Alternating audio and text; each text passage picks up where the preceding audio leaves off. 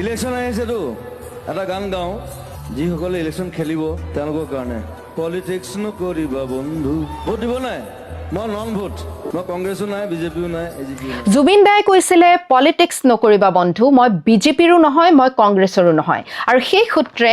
কংগ্ৰেছে কি সাহসত তেওঁলোকৰ 5টা ইলেকশ্যন প্ৰতিশ্ৰুতিত নিৰ্বাচনী ইস্তেহাৰত ব্যৱহাৰ কৰিছে জুবিন গাৰ্গৰ নাম তেওঁলোকে লিখিছে justice for Zubeen Garg within 100 days এতিয়া ইমান এটা সস্তীয়া আৰু টুলুঙা ৰাজনৈতিক আহিলা হিচাপে ব্যৱহাৰ কৰিছে আমাৰ অৰাজনৈতিক প্ৰাণৰ শিল্পীগৰাকীক কংগ্ৰেছৰ নিচিনা এটা ৰাষ্ট্ৰীয় দলে যে ই সঁচাকৈ লজ্জাজনক আৰু অতি দুৰ্ভাগ্যজনক কাৰণ জুবিন দাই ৰাজনৈতিক পথাৰখনৰ লগত কোনোদিনে জড়িত হোৱা নাছিলে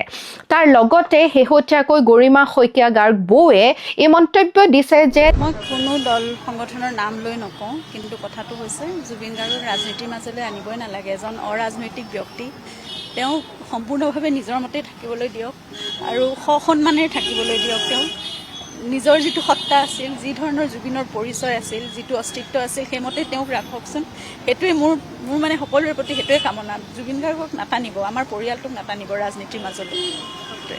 তেওঁ সম্পূৰ্ণৰূপে এগৰাকী অৰাজনৈতিক ব্যক্তি আছিলে আৰু শেহতীয়াকৈ গৰিমা বৌৱে এটা ভাষ্য দিছে যে জুবিন দা যিহেতু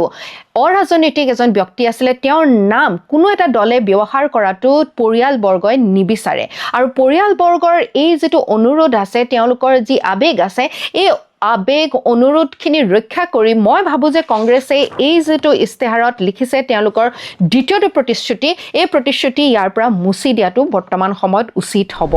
এতিয়া আমাৰ ভাৰতীয় সংবিধানত আমাৰ গোটেই ন্যায় প্ৰণালীটো বা আমাৰ শাসন ব্যৱস্থাটোত কি উল্লেখ কৰা হৈছে সেইখিনি কথা আমি ভালদৰে বুজি পোৱাটো অতি গুৰুত্বপূৰ্ণ আমাৰ সংবিধানত গোটেই শাসন ব্যৱস্থাটো 3টা ভাগত বিভক্ত কৰা হৈছে পাৰ্লিয়ামেণ্ট বা আমাৰ লেজিসলেচাৰ বা বিধানসভা য'ত আইন কানুন ইত্যাদি বনোৱা হয় আৰু দ্বিতীয়তে আহে আমাৰ এক্সিকিউটিভ বা আমাৰ গভৰ্ণমেণ্ট যি এই আইন কানুনসমূহ ৰূপায়ণ কৰে কাৰ্যকৰী কৰে আৰু তৃতীয়তে আহে আমাৰ জুডিচিয়াৰী বা আমাৰ ন্যায়ালয় ব্যৱস্থাপনা যি আমাক ৰায়দান দি আমাক ন্যায় প্ৰদান কৰে তাৰ মানে ন্যায় দিয়াটো চৰকাৰৰ কাম নহয় ন্যায় দিয়াটো হৈছে ন্যায়ালয়ৰ কাম আৰু আমি সেই আদিম যুগৰ ৰজা মহাৰজাৰ দিনততো নাই যে ৰজাই নিজে আইন বনাব ৰূপায়নো কৰিব আৰু ন্যায়ো দিব আৰু ভাবি চাওকচোন তেনেকুৱা যদি আমাৰ চৰকাৰখনে কৰে তাৰমানে আমি এনেকুৱা এটা ন্যায় ব্যৱস্থা পাম যিটোত হয়তো কেৱল চৰকাৰৰ সপক্ষত যিসকল লোক আছে তেওঁলোকেহে ন্যায় পাব এনেকুৱা এটা ব্যৱস্থা আমি গণতন্ত্ৰত কোনোদিনেই নিবিচাৰোঁ আৰু সেইবাবে আমি নিবিচাৰোঁ যে আমাৰ গণতন্ত্ৰত এই পলিটিকেল পাৰ্টিসমূহে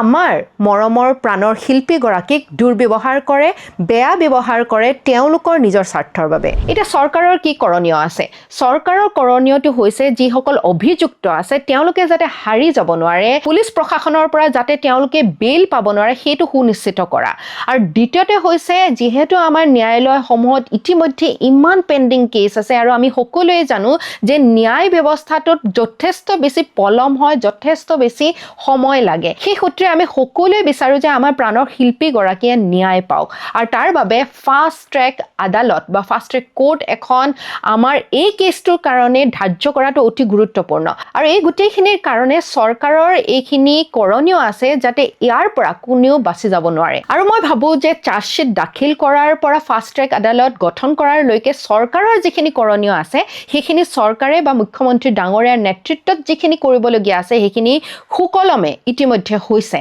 আৰু আমি এইটো কথা বুজি পোৱা উচিত যে CM বা চৰকাৰে আমাক ন্যায় প্ৰদান কৰিব নোৱাৰে তেওঁলোকে কেৱল আমাক সেই ব্যৱস্থাপনাটোৰ লৈকে লৈহে যাব পাৰে এতিয়া কথা হ'ল যে আমি সাধাৰণ অসমীয়া ৰাইজেহে প্ৰকৃত ন্যায় আমি জুবিন দাক দিব পাৰোঁ আমি জাষ্টিস জুবিন দাক দিব পাৰোঁ যে আমি এই যিজন আমাৰ প্ৰাণৰ শিল্পী আমাৰ অৰাজনৈতিক যিজন জুবিন দা আছিলে তেওঁক যাতে কোনেও ৰাজনৈতিক পথাৰখনত আহিলা হিচাপে ব্যৱহাৰ কৰিব নোৱাৰে তাক যাতে আমি সুনিশ্চিত কৰা এই ক্ষেত্ৰত আমাৰ নিজৰ যিখিনি কনচাৰ্নছ আছে আমাৰ প্ৰাণৰ শিল্পীগৰাকীক লৈ এইখিনি উত্থাপন কৰা আশা কৰিছোঁ এই ভিডিঅ'টো আপোনালোকে ভাল পালে আপোনালোকৰ মূল্যৱান কমেণ্টছ বা মন্তব্য আমাৰ কমেণ্ট ছেকশ্যনত জনাবলৈ নেপাহৰিব ধন্যবাদ